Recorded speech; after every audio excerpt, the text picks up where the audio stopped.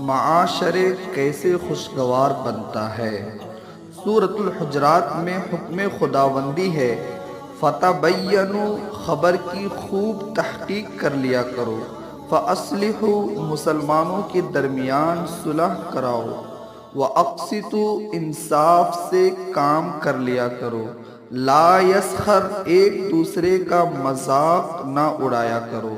ولا تلمزوا، ایک دوسرے کو طعنے نہ دیا کرو، ولا تنابزوا بالالقاب، برے القابات سے نہ پکارو، لا یغتب، ایک دوسرے کی غیبت نہ کرو، لا تجسسوا، کسی کی ٹوہ میں نہ لگو، یا ایہا الذین آمنوا اجتنبوا کثیرا من الظن، اے ایمان والو بدگمانیوں سے بچو۔